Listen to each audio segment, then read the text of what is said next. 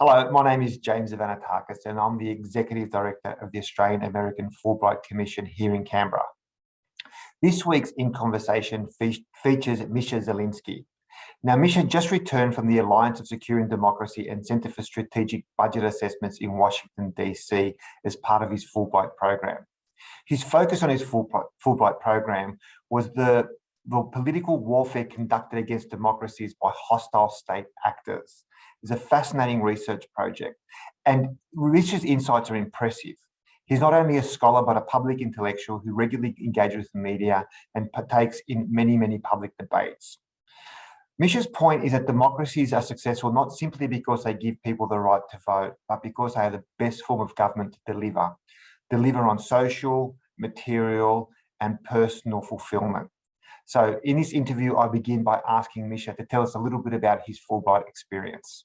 Yeah, look, I mean, what a time. It was one of the greatest times of my life, frankly. DC, if you're a political junkie or a foreign policy junkie or a public policy person, DC is kind of the place to be, right? And I was lucky enough to be, I got there when it was very hot, but it was at the tail end. I've been in DC, I've lived there before in the past, but I'd forgotten just how swampy and humid it is there in August and July. But fall is such an amazing, as they call it, autumn as we call it, but fall was such an amazing time in DC, and the incredible thing is the amount of things that happened in the just under 4 months I was in the United States. When I arrived, we had the withdrawal by the Allies out of Afghanistan. So I basically landed, and that had been announced. And by Sunday, I was still recovering from jet lag, and the Taliban was sitting in the president's suite, broadcasting to the world. So that was like the arrival. And then we had the AUKUS announcement, which is frankly probably the largest and most significant foreign policy development for Australia since the signing of the ANZUS Treaty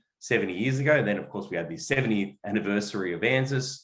We had the first meeting of the leaders of the Quad, and that was all, in a couple of months. And so, huge amounts of activity. We had the foreign minister visiting, the prime minister visiting, the defense minister visiting. We had 2x2s and leaders meetings. And so huge amount of things going on. And that was, where Australia was at the center of it all. Of course, an American foreign policy and democracies, huge amounts of activity. So it was just an absolute pleasure to be there, to be sort of embedded in the think tank world, and kind of having the opportunity to, I moonlight in this kind of foreign policy space. I have a full-time job ordinarily. So being able to kind of just be in amongst it all and be kind of embedded in things where you're having lunch with people who are leading experts, just chatting about things, and you're kind of learning all the time. So it was such a brilliant time to be there, and a fascinating time in history. What were the conversations around the Afghanistan withdrawal? Obviously, it was the lead story for quite a while, and it was all these sort of moments of, I suppose, irony, where it was the 20th anniversary of 9/11, and then I went back and listened to these podcasts from 2003 with all this optimism by the Afghani community with the arrival of the West and future of democracy. I mean, it must have been pretty jarring and pretty despondent kinds of conversations. Yeah, I mean, that there was, right. So in the think tank world, I think sort of conversation tended to sort of revolve around perhaps the decision to withdraw was the right one, but the method was messy. I sort of agree with that. I mean, I think the vision of, having desperate Afghanistani people falling from the sky off planes as they sort of left was horrific, right? And, I think a lot of people have those memories for a very long time. I mean, it kind of shades of, the helicopters leaving Saigon in 75, but of course, the other thing is, the United States, Australia, and the rest of the sort of coalition were there for 20 years, and the whole thing collapsed in a week. And so that also, I think, was driving a lot of the discussion. Was like, well, what have we achieved here over this time? And, it's enormously tragic to see what's happened there. And your heart bleeds for anyone that has been left behind. And obviously there was a huge airlift to get about 100,000 people out over the course of a week, which is a significant, achievement in that timetable. But I think the way everything collapsed so quickly, I thought, caught everybody on the hop. Originally, the data was that it could take a couple of years, and then a year, then months, and then suddenly it was all over in a week. And I think one of the lessons there is, as much as the the effort went into building democratic freedoms, and so much was done for young girls and women in Afghanistan and building freedoms. You can't build an army to defend a nation state that people don't believe exists. And I think that was one of the sort of the great follies of the entire sort of, if you want to call it neoliberal sort of Bush agenda, is that we can barrel into nations and build democratic states from scratch where people haven't sort of been invested in themselves. Now, we need to watch very carefully what happens in Afghanistan and make sure there's not human rights violations. We should try to get as many people who want to leave out as possible. And I know Fulbright has been engaging with a lot of refugees to bring them around the world. Certainly I saw there was an event bringing them to Australia.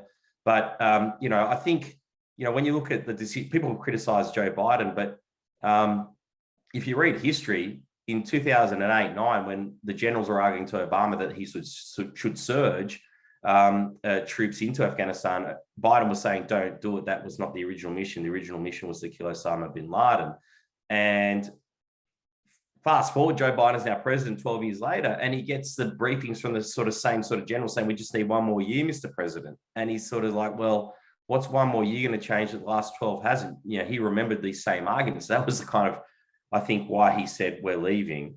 The question is, and it's a pub sort of politics conversation, though, with hugely profoundly consequences. Can you leave essentially a war effort that you have effectively lost cleanly and without any drama?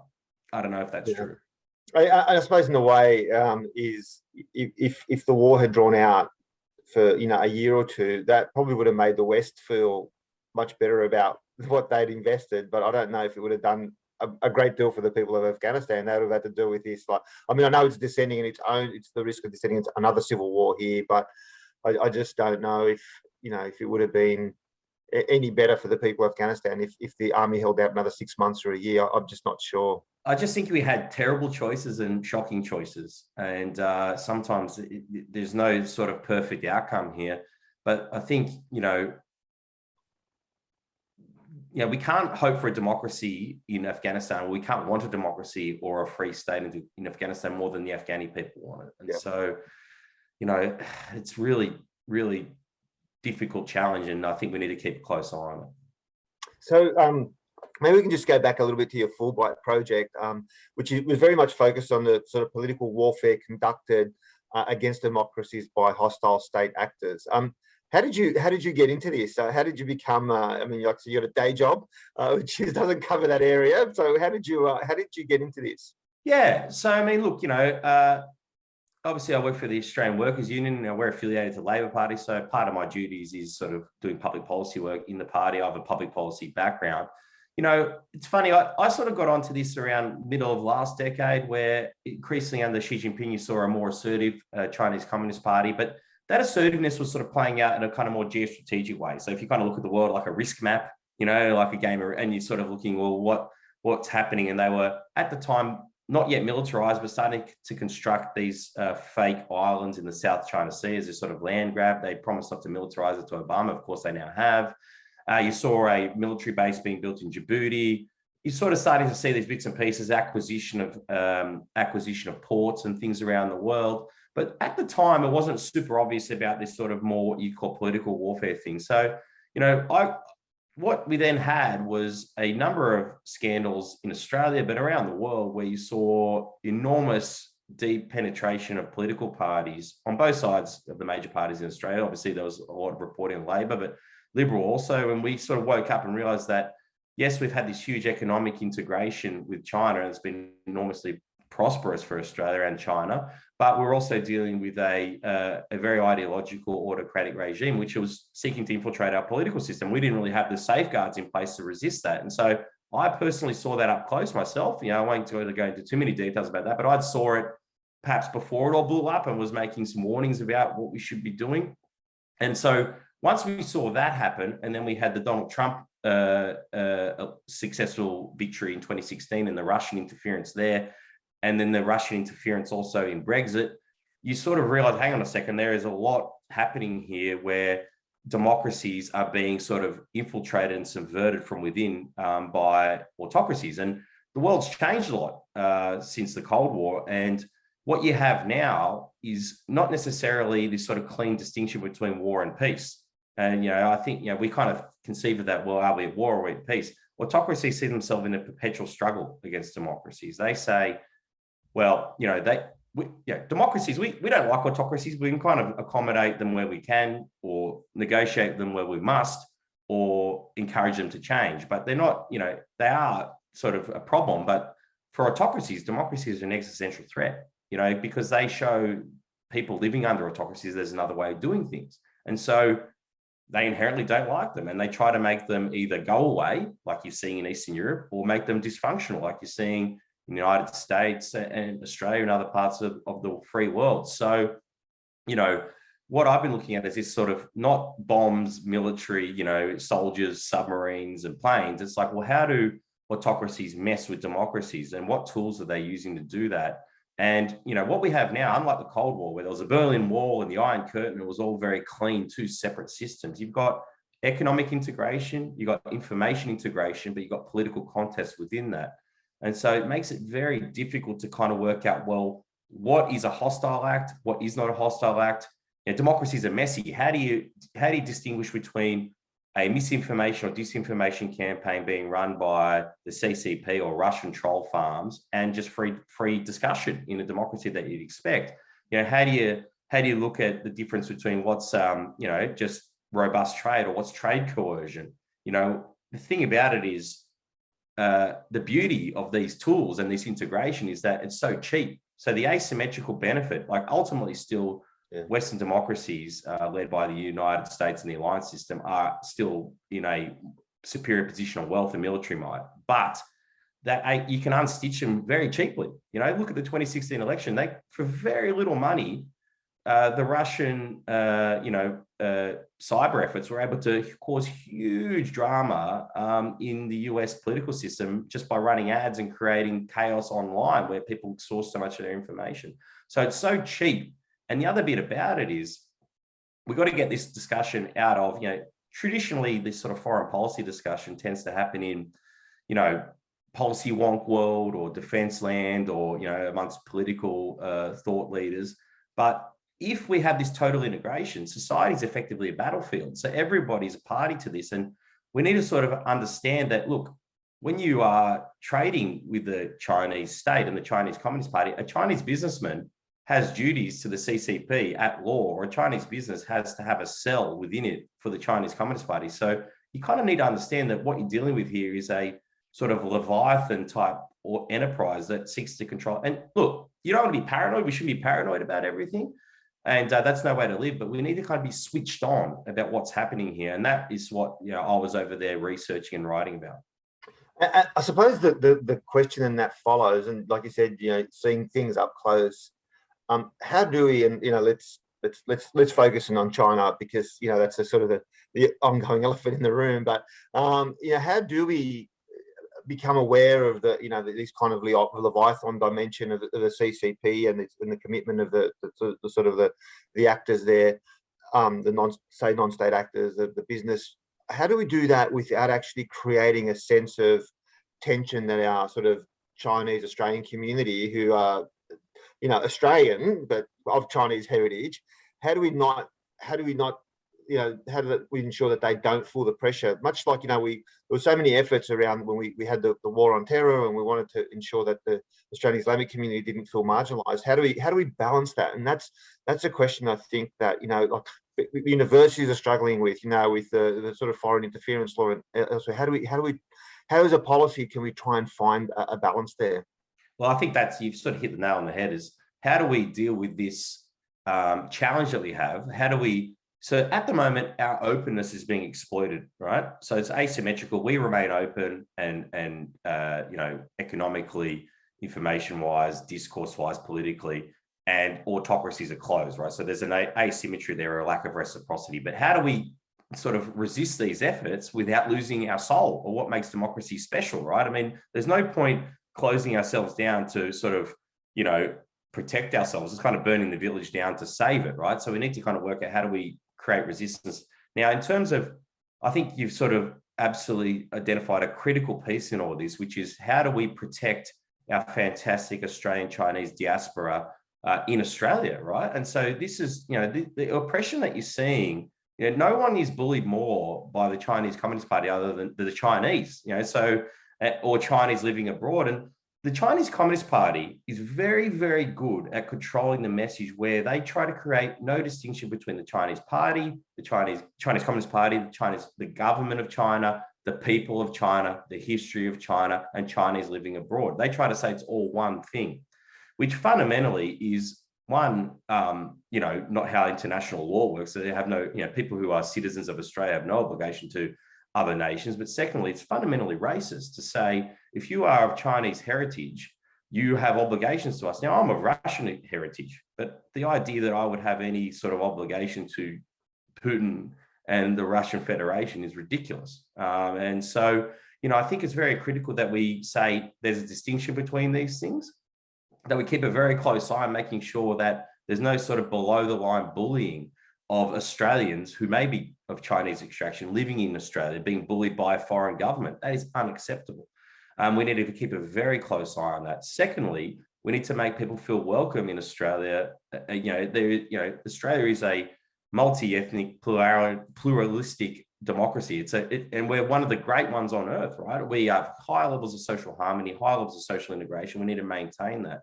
And so we can't, when we are talking about a foreign government, an autocratic political party, we need to make sure that we don't follow the CCP construct that they're all one and the same. They're not all one and the same. The other thing too is it's very, people say, well, there are 1 million ethnic Chinese Australians living in Australia, be they residents, citizens, or students.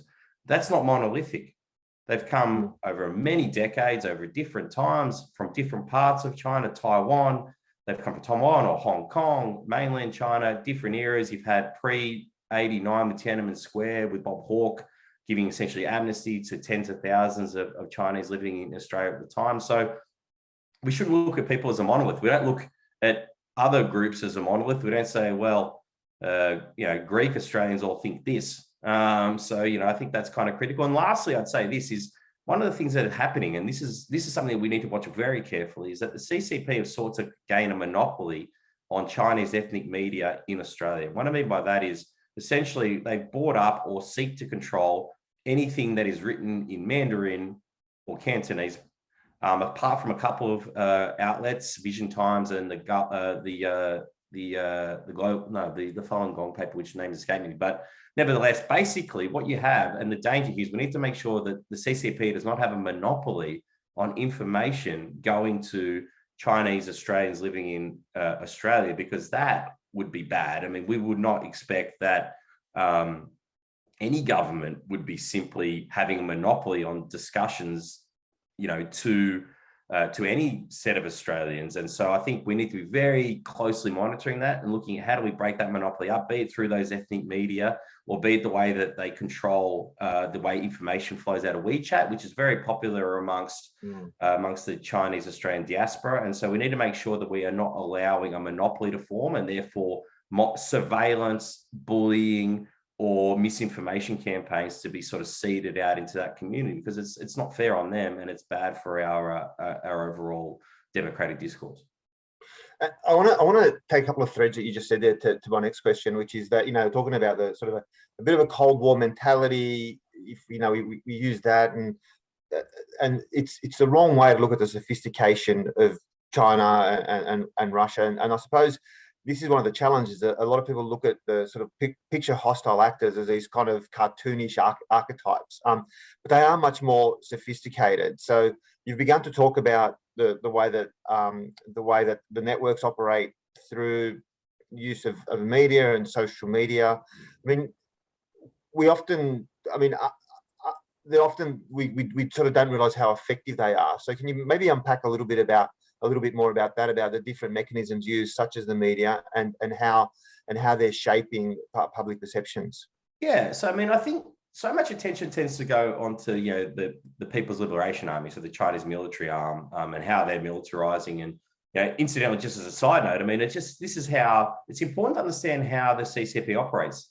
They are a political party sitting atop a nation state. So Xi Jinping's most important position is not being president of China, it's been the general secretary of the Chinese Communist Party. And so that's important to remember. The People's Liberation Army is not a tool of the People's Republic of China. It reports to the Chinese Communist Party.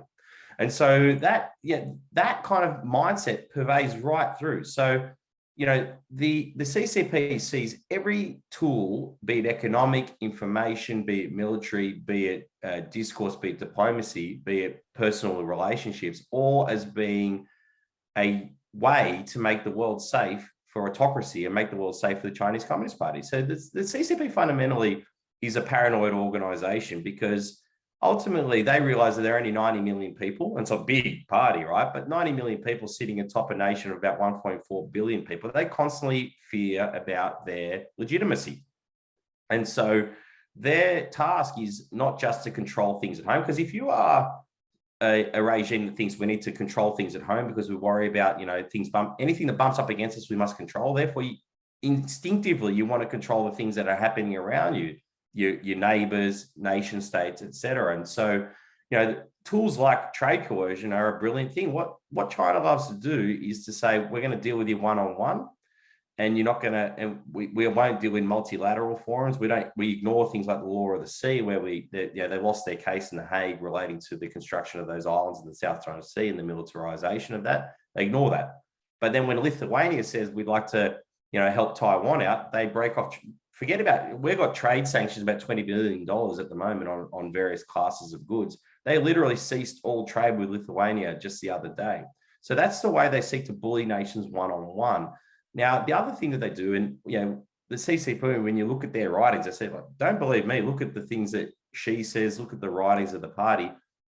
They consider the thing called United Front Work Department. What does that mean?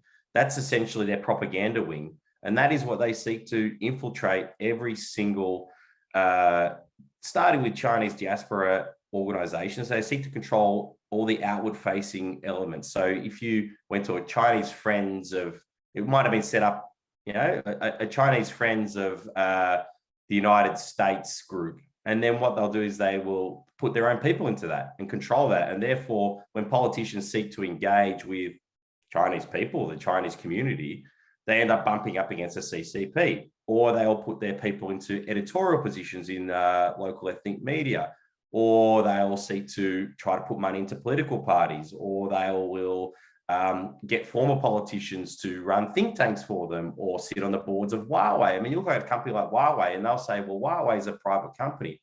Well, it's not.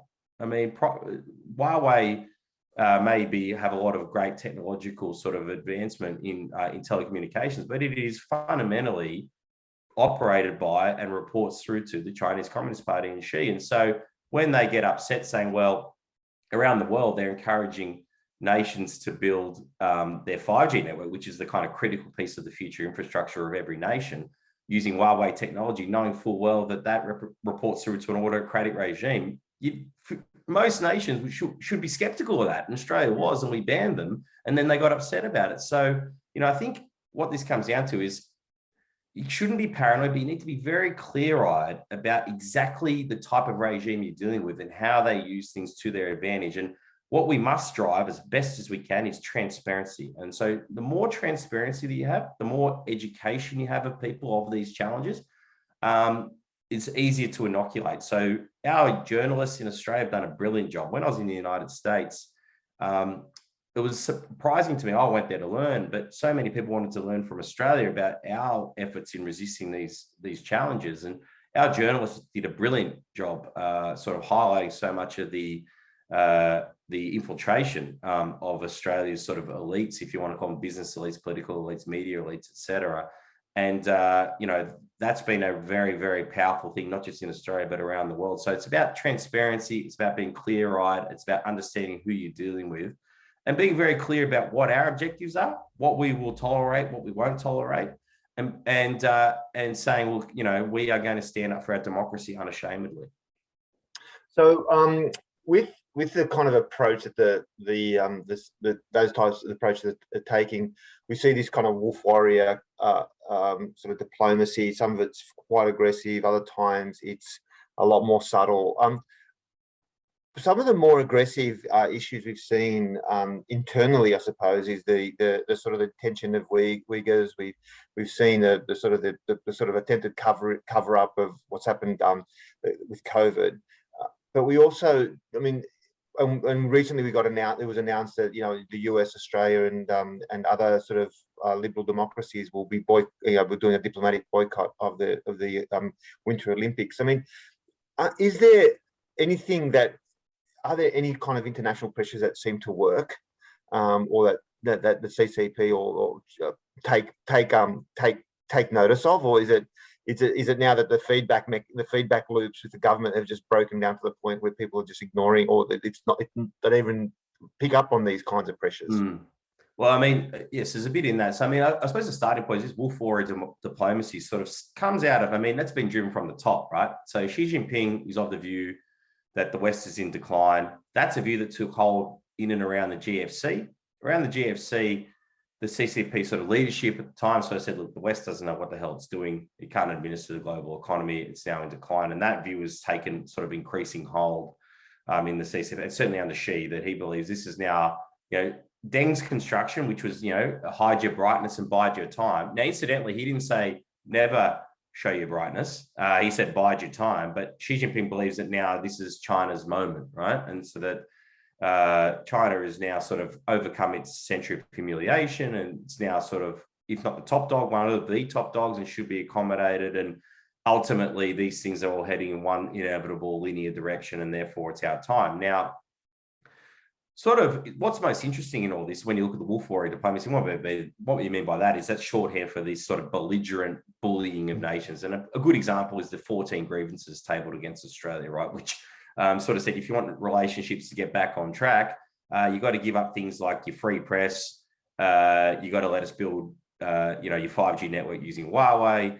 You got to, get rid of your foreign interference laws. Just essentially ceding the entire sovereignty of the nation, right? So no self-respecting country, Australia or otherwise, would do that. But that sort of speaks to the mentality of what the regime you're dealing with at the moment. But what's interesting is that this wolf warrior diplomacy really took off in and around the time Donald Trump got elected.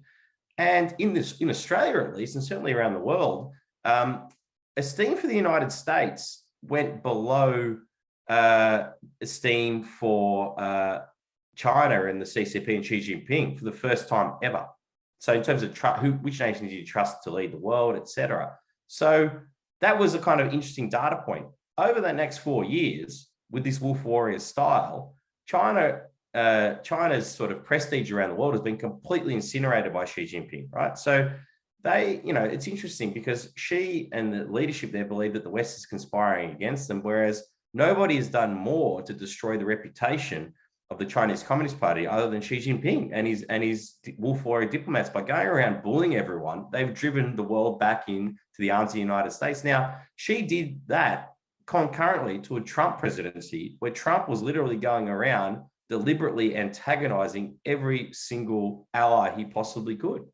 So, I mean, that's sort of what you were dealing with. And so, like, it's you've got to work at that, right? It's not easy to do. And so, Joe Biden, in his sort of, coming into as president, sort of is inherited a world that is more desperate for US leadership than ever, and more sort of open to working together than ever. And, we've got literally, this coming week and days, we've got the Democracy Summit in the United States, where democracies are coming together to say, how do we resist these efforts? Now, that's been driven principally by Xi Jinping's belligerence, and also Vladimir Putin and other autocrats sort of seeking to sort of throw down with democracies. And so we're kind of approaching a point where we've got to get together. Safety numbers, I'm a unionist, right? Safety numbers, we can work together.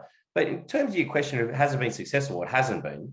But secondly, who's the audience? Well, increasingly, the evidence is it's an internal audience, but even more increasingly, it's an audience of one.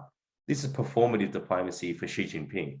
And, the system, I think the feedback loops are breaking down. I don't think they truly understand just how badly the perceptions are of the behavior of the CCP under Xi over the last 5 years. And the reason why is, you look at the purging that you see in China. Now, people talk about there's no politics. We've got politics, our politics so polarized, and they've got this sort of beautiful system they can administer. There's politics in China, right?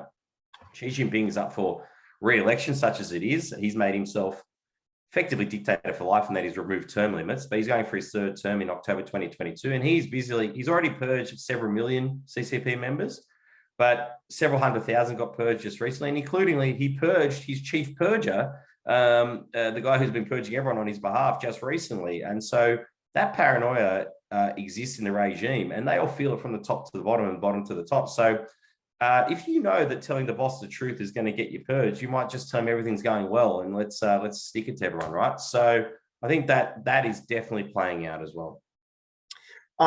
So you're painting a very, very different picture, because some of the picture that we often have been hearing lately is that, the authoritarians are on the rise and the West is in decline. But the picture you're painting there is, obviously there's nothing predetermined, nothing's linear. But China, from the outside, we see this monolithic beast, but really it's actually quite hollow in parts. You've got this small, kind of very powerful, but small, relatively in relative terms, party having very tight control. So, so people often argue that, authoritarianism is winning, and as the West is hamstrung with partisanship and so on. But I mean, you seem to be framing it in a very different way. Well, look, I'm optimistic, right? I mean, I think fundamentally history shows us that people want to be free and people want to say in the places that they live. Now, I'm not a Pollyanna either. I look at the cars and I'm worried too, right? It does feel like it's all been one-way traffic, certainly in terms of how democracies are functioning. And fundamentally, look, democracy is about more than voting, right? They're not just about we turn up every couple of years, we vote, and that's it. It's about they need to deliver, right? Now, the last time, this hasn't happened in my lifetime, really. I mean, I was 5, I think, when the Berlin Wall came down finally in '89. Our lifetime has been characterized by this sort of notion of Clintonian sort of, we're going to have open liberal democracy, Fukuyama end of history type stuff. Right now, we're back to ideological political competition that we have not seen for a long time, but which sort of characterized the second half of the 20th century. But last time we won this struggle was that it was not a sort of theory-based fight, right? People didn't read, Jefferson, and they didn't read Marx and then say, oh, well, overall, on balance, I'm going to give it to Jefferson and Locke and others, right? They said, no. The results are obvious, right? So East Berlin and West Berlin, West Berlin was just a fundamentally better place to live. Free liberal democracies were delivering results for the people there. And East Berlin and the Soviet Union was a shitty place to live. And, the oppression it wasn't just oppression societally, but it was terror, and it was poverty, and it was all those things. Now, going back to my point about sort of this different style of competition, what the CCP and others are saying is, well, you can have your material standard of living and you don't need to link that to this sort of bothersome freedom stuff. And by the way, have a look at how dysfunctional these democracies are. So democracies must get their houses in order and they must deliver, right? If on a compare and contrast basis or a beauty pageant basis, we got to get it done now. I'm a person that believes passionately democracy, I'm a Labor Party person. We lose more often than we win, regrettably, but nevertheless, I still, I believe deeply in people's right to choose their governments. And, Churchill, look, at the moment you look and go, God, especially in the United States, how dysfunctional. But Churchill said, democracy is the worst system apart from every other system. And you sort of say, okay, look, we've got this dysfunction, but behind the veneer of what the CCP's got, they've got plenty of problems, plenty of problems. Look at the misallocation of capital, for one. I mean, the way they try to sort of administer their economies quasi-centrally has led to all sorts of debt wastage. They've got all this huge property bubble that they're trying to sort of manage now with all this debt overhang.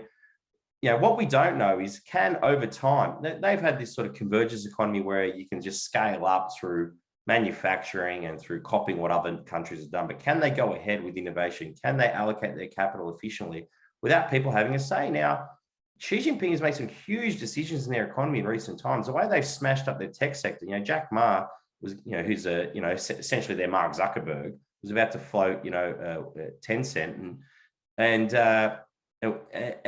Alibaba, and it got pulled at the last minute because he said something sort of, that Xi Jinping didn't like. And so they've basically gone and destroyed one of their critical pieces of their economy because they want to control it. And you've seen that they've been doing that with a lot of different sectors of their economy. And what's the overall net impact of that? Overall, if economic sort of strength leads to military strength and cultural strength abroad, what are the impacts of that going to be on the CCP sort of linear projection? But then overall as well, how are people going to respond to that? You know, the idea that Chinese people don't want to be free is a silly construct, in my opinion. You look at the brave people of Hong Kong, they're Chinese, and they're prepared to stand up against, you know, impossible odds, right? You look at Taiwan. I mean, why does Xi Jinping dislike Taiwan? Because it's what a democratic and free China looks like, right? And so, you know, the idea that democracy is somehow a Western construct or a European construct is a nonsense. It's what people want, and we need to sort of create the preconditions so people can get there. As I said, look, it's not a great position that we're in at the moment. You know, a lot of people like to say we're in the 1930s and that things are the darkening storm or the gathering storm, and you know, it's easy to make that case. I hope it's a little bit more like the 60s. You know, 68, you know, the United States was literally on fire, right? You know, you had huge amounts of civil discord. You had, you know, the Vietnam War was at its absolute most disastrous. You know, a few years after that, you had stagflation. You had, you know, the helicopters leaving Saigon. And then like 15 years later, the Soviet Union's gone. Not just the United States is back on top, but the Soviet Union no longer existed 15 years after withdrawing finally from Vietnam, right? So, you know, these regimes are more brutal than they look from the outside. There's a lot of contest internally as well. Xi has purged a lot of people, but, you know, like the idea that everyone in China believes that they believe in a complete sort of autocratic, sort of, you know, downward busting, oppressive regime, I think would be a wrong approach, but also inherently kind of ignoring history. So Michelle, I'm conscious of the time, and we've got to wind up. But one final question, and it sort of again it kind of continues the thread. You are a Labor Party man, but you run a successful podcast called Diplomates. It's a lot of fun to listen to. So I'm giving you a plug there, and it's not available on all your favorite podcasting channels, or if you're really bored in lockdown or something, or you got nothing better to do, then tune in on to Diplomates on any of your favorite podcasting channels. Yes, I can't recommend it enough. But I mean, one of the things that you do really well, and it's one of the things a lot I admire about you. It's one of the things I really admire about you is you bring people from across the political spectrum to chat. And there's something, you know, and that goes back to your point about we've got to find ways to make sure that democracy delivers. I mean, what can we do to break down this partisanship and start bringing people together to sort of make serious, you know, economic reform and improve and ensure that democracy delivers? Yeah, I mean, I think that is the question, right? And so democracy at the moment has got a lot of challenges. I think there are huge economic problems that are driving a lot of the discord. You know, when you look at the level of inequality around the world, that's just gone up and up and up and up. I mean, as I said, if you sort of work hard, play by the rules, vote and go backwards, then why the hell do you care about democracy? It makes no sense. So democracies must sort of deliver materially for people. In terms of, but the discourse, you're right. I mean, that is driving a lot of the dysfunction. And, you know, I don't want to sort of kind of go back to some sort of golden age that didn't exist. I mean, politics has always been hotly contested, and so it should be, right? I mean, it's a at times rough game, at times brutal and ruthless game, but I think fundamentally what's underpinning it are good values in that we are amongst ourselves sorting out what it is that we want to do. Now, at the moment, they appear a little sort of hamstrung or unable to do things. And a lot of that is driven by partisan divides. The United States is probably the best example of that. We're certainly seeing in Australia. And I think the challenge in this is that once upon a time, and not even that long ago, you would, you know, we could disagree, but that wouldn't mean that we were now enemies, right? And so, you know, the idea of I'm right, you're evil is sort of was where our democracies are now going. So a lot of the podcast is, look, you know, what I try to, you know, I believe in sort of, you know, I like to approach ideas intellectually or evidence-based, or at least just sort of let's have the discussion and the debate. Well, you and I or whomever, we can have a debate about something, but that doesn't mean that we are, we're both Australians, or we are both sort of citizens of democratic nations or what have you, that the idea being that we can't disagree about something without having a personal falling out, I think is sort of one of the things that is the saddest part of where we find ourselves today now. And you've got sort of crazy situations where in the United States, people, Republicans would rather work with Russians than they would rather work with Democrats. I mean, what's this sort of insanity of where they've sort of arrived at, right? And, people are in the United States, if you are seen to compromise, you had Republicans that voted for Joe Biden's infrastructure bill, which is a really good bipartisan bill. 19 senators voted for it.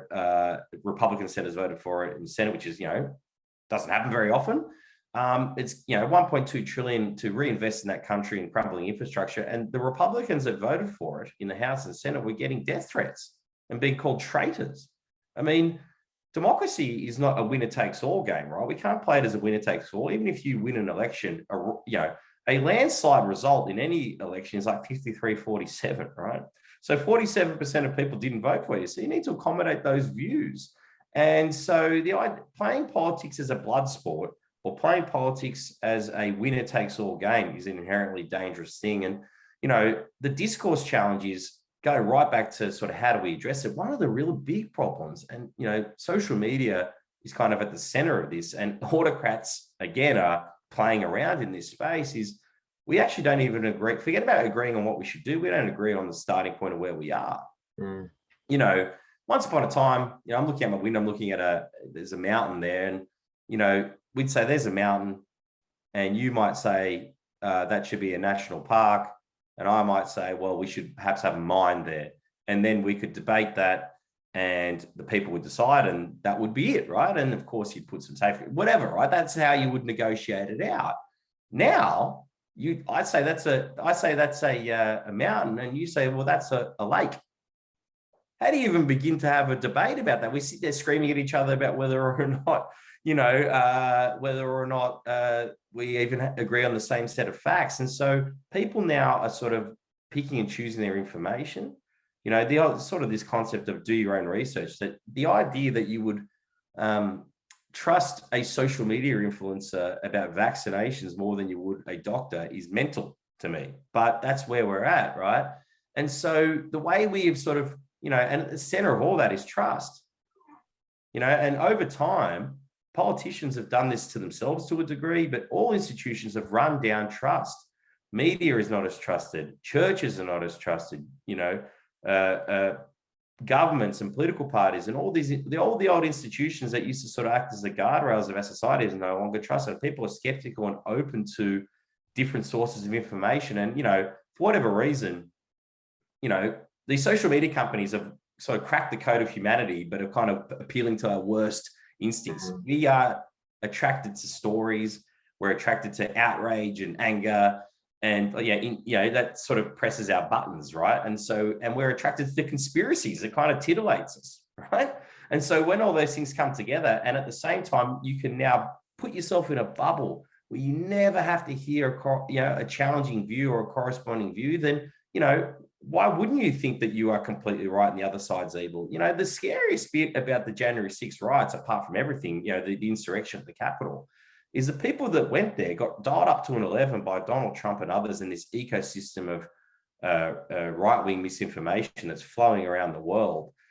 They believed that they were patriots and they were there saving the country from being, taken over in a coup. Now, anyone who observes the facts of the situation know that, Joe Biden won that election, Donald Trump lost. It was completely, there was no irregularity. But we can now exist in parallel universes, and there is a world now that people are completely living in alternate realities of fact. And alternate realities of fact, therefore, lead to alternate realities of action. And so we need to find a way to train people to understand the information they're getting is not necessarily on the level. I think we need better normative behavior. We need to regulate social media, but we also need to get more normative behavior around this too. Like, don't just share an article you haven't read, or don't share an article that you're not too sure about. Think about it, right? And also, don't say things on Twitter that you wouldn't have the guts to say to someone face to face, right? I mean, some of the things people write on Twitter, you know, have a look at my mentions, mate. You know, like it's appalling. And there's things people never say in a town square. So that kind of keyboard warrior element combining with misinformation, combining with alternate reality is just the challenge. We get that right. I don't know how, but if we can fix that problem and we can fix the sort of the aggrievement people are feeling around economics, I think we can really get democracies back on track and really square up to this challenge of the 21st century in resisting authoritarians. Misha, we'll leave it at that, but thank you so much for your time. It's been enlightening, and look, I don't want to insult you by saying you sound a lot more optimistic than you probably want to sound. Yeah, it's been a real pleasure, and so much more to talk about, but we might have to do a part 2 at some point. Oh, no, we can. Look, I mean, mate, listen, there's plenty, you can find information that can make, you know, you read articles. If you read the Robert Kagan essay about a coup in the United States in 2024, there's a new one in the Atlantic now. You can find plenty of information to slash your wrists. But then if you want to sort of be uplifted, go read something like To Obama, which is a book which focuses on Obama's practice of reading 10 letters to the president every night. He'd have them put into his folder, and it has copies of the letters, and it shows you just how democracies can change people's lives and the importance of civil service. So look, there's plenty of things to be bearish about, but overall, I think overall, you know, we have bad bumpy paths along the way, but, you know, humanity in the end sorts itself out. So I think if we bet on humanity that, you know, we can be positive.